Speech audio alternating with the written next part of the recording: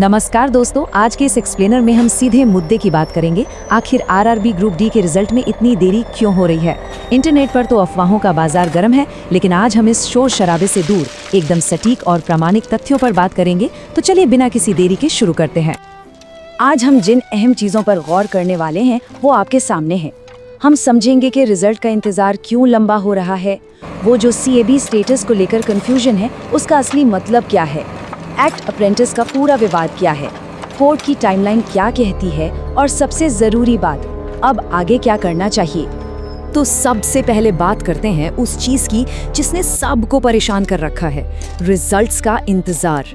देखिए, ये समझना बिल्कुल मुश्किल नहीं है कि जब आधिकारिक घोषणाओं में देरी होती है तो बेचैनी कितनी बढ़ जाती है। ये अनिश्चितता सच में काफी फ्रस्ट्रेटिंग होती है। अब सबसे बड़ा सवाल जो हर कैंडिडेट के मन में घूम रहा है वो यही है कि आखिर नतीजे आ क्यों नहीं रहे हैं। मतलब रेलवे तो अपनी तरफ से फिजिकल टेस्ट यानी PET करवाने के लिए पूरी तरह तैयार बैठा था, है ना? तो फिर अचानक ऐसा क्या हो गया? इसी बीच एक बिना हस्ताक्षर वाला नोटिस भी बहुत तेजी से वायरल हुआ, जिसने ये अफवाह उड़ा दी कि 22 मई से फिजिकल टेस्ट शुरू होने वाले हैं। लेकिन एक मिनट, सच्चाई इसके बिल्कुल उलट है। जब तक कोर्ट का फाइनल फैसला और आधिकारिक रिजल्ट नहीं आ जाता, तब तक कोई भी फिजिकल टेस्ट शुरू होना लिटरली असंभव है। अब आते हैं उस एक शब्द पर जिसने लीगल पोर्टल पर सबसे ज्यादा पैनिक क्रिएट किया है, कैब स्टेटस। आइए जरा इस मिथक और तथ्य के जाल को सुलझाते हैं। आपने शायद इंटरनेट पर सुना होगा कि CAB यानी CAB का मतलब कैबिनेट है, और लोग ये मान बैठे हैं कि फैसला पूरी तरह से तैयार है और किसी कैबिनेट में सीक्रेटली छुपा कर रख दिया गया है। ऐसा बिल्कुल नहीं है।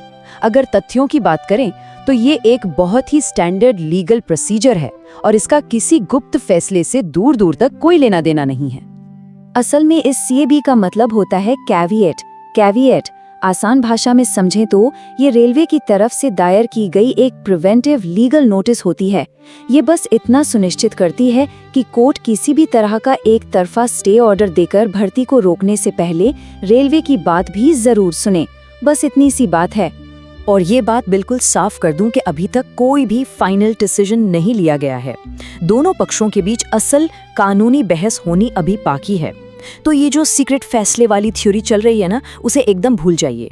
खैर, अब इसके रूट कॉज यानी मूल कारण पर चलते हैं। आखिर ये एक्ट अप्रेंटिस का विवाद है क्या, जिसने इस पूरी भर्ती प्रक्रिया पर ब्रेक लगा दिया है?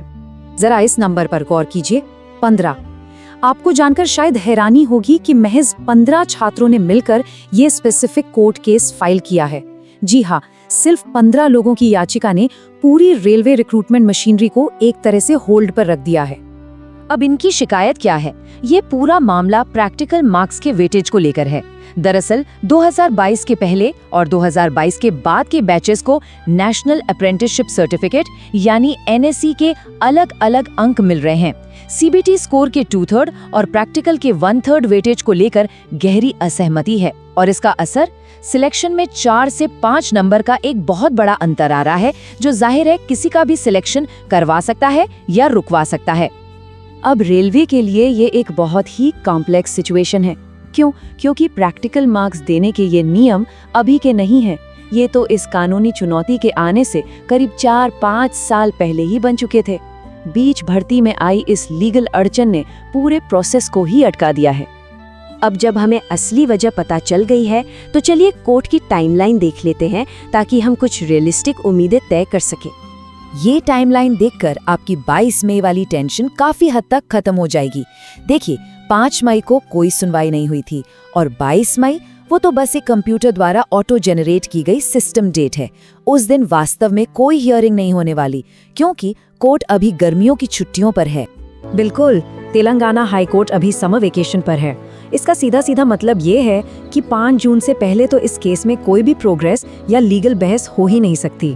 छुट्टियों की वजह से अभी सब कुछ पॉज पर है। तो अब 5 जून के बाद क्या होगा? अगर कोर्ट खुलते ही ये मुद्दा झटपट सुलझ जाता है तो यकीन मानिए सिर्फ 5 से 6 दिनों के अंदर नतीजे पब्लिश किए जा सकते हैं।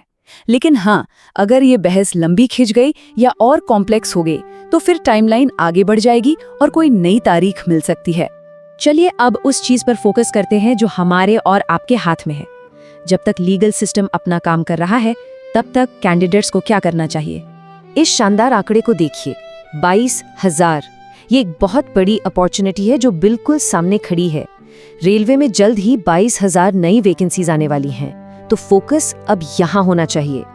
इसलिए रोज रोज लीगल पोर्टल रिफ्रेश करके टेंशन लेने से बेहतर रणनीति ये है कि हम अपनी पूरी ऊर्जा इस नई तैयारी में लगाएं। पिछले वर्षों के मैथ्स पेपर्स सॉल्व करना शुरू कीजिए। प्रैक्टिस के लिए पूरे 101 एग्जाम शिफ्ट्स अवेलेबल हैं, जिनमें से 10 शिफ्ट्स की डेली क्लासेस तो ऑलरेडी अपलोड हो चुकी हैं। शॉर्ट ट्रिक सीखने और अपनी मैथ्स अप्रोच को एकदम स्ट्रॉन्ग बनाने का ये सबसे परफेक्ट समय है। तो इस एक्सप्लेनर को हम एक सवाल के साथ खत्म करते हैं। क्या इस टेम्परेरी लीगल देरी की वजह से अपनी तैयारी की रफ्तार को रोकना सही है, या फिर आज अभी से उन आने वाले 22,000 मौकों के लिए खुद को मजबूत करना चाहिए? देखिए, वर्तमान की ये देरी तो किसी के हाथ में नहीं है, लेकिन अगले एग्जाम को क्रैक करना पूरी तरह से संभव है। चॉइस बिल्कुल स्पष्ट है, तो बस अपनी तैयारी जारी रखिए और आगे बढ़ते रहिए।